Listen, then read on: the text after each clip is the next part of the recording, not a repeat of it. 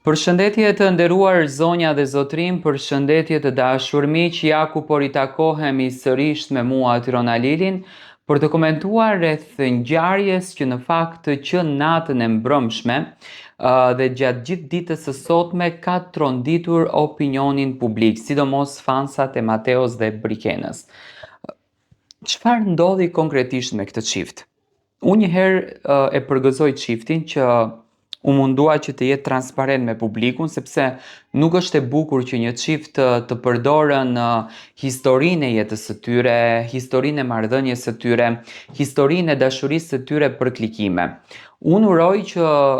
ky vendimi të jetë një vendim afatshkurtër i çiftit, sepse për mendimin tim, pa marrë parasysh që ato vete përzgjedhin a do të jenë bashkë apo nuk do të jenë bashkë,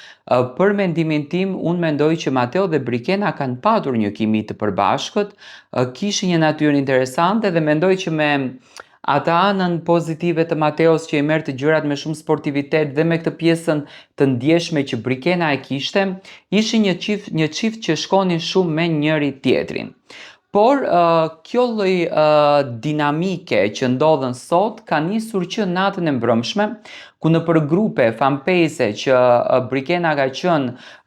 e kyçur, që do me thënë e tha që do të largohet nga këto grupe shkaku sepse nuk e përballon dot editimin që bëhen me Mateon, fotografi që bëhen me Mateon dhe Brikenën, tekste që shkruhen për Brikenën dhe për Mateon. Do me thënë, si që duket e vuan këtë gjën, nga ana tjetër thot Mateo që unë nuk jam një personazh që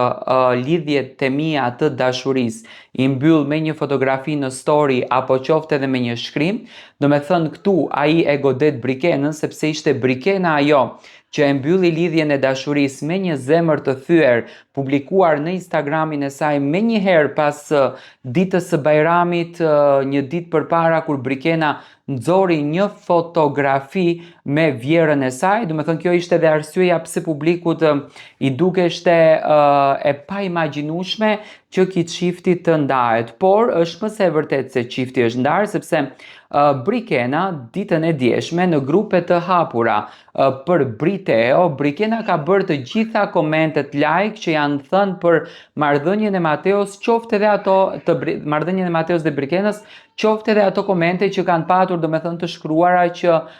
çrëndsi ka, nuk është fundi botës, çdo njeri mund të ndahet dhe jeta vazhdon përpara. Do me thënë, ajo që unë arrita të kuptoj është që Brikena është jashtëzakonisht mendje ndar në këtë marrëdhënie. Shikoj shumë komente të ndryshme në fakt të tipit që Brikena nuk e do, nuk e ka dashur asnjëherë Mateon, ajo e ka përdorur për klikime. Ana Silltas, fansat e Brikenës shprehen në këtë formë.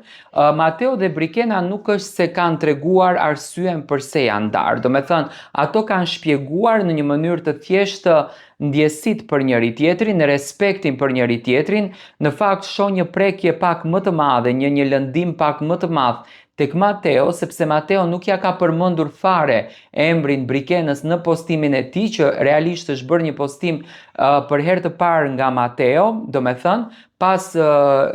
shkrimeve që janë bërë në këto grupe, ku Brikena ka qenë aktive dhe ka dhënë like, ndërsa nga ana tjetër shoh një Brikena e cila do me thënë sjellën një postim shumë qytetaresk, shumë me mirëkuptim për marrëdhënien të cilën ato të dy e ndërtuan, e jetuan për një kohë të shkurtër jashtë dhe e shijuan këtë marrëdhënie. Do me thënë, është një lloj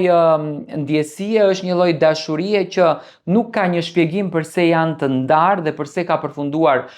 kjo histori. Do me thënë, thjesht e kanë fshirë njëri tjetrin nga Instagrami, nuk kanë hequr lajkat nga postimet e njëri tjetrit, gjë që do të thotë më, do me thënë, nuk do të ketë lajka në për postimet të tyre. Njëherë, do me thënë, nisi si një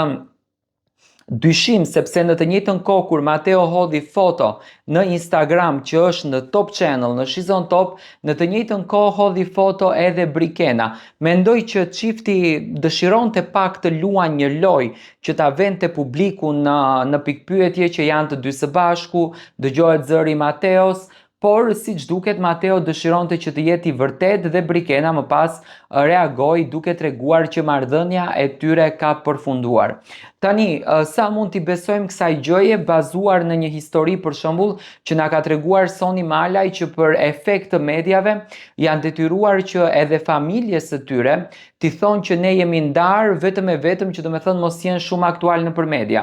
Unë mendoj që kjo nuk është një lojë, unë mendoj që është një arsye shumë e vërtet, por do kisha dashur që ta kuptoj situatën pse Matteo dhe Brikena i thanë lam të mirë njëri tjetrit, kur realisht ato tregonin që ka një dashuri shumë të bukur.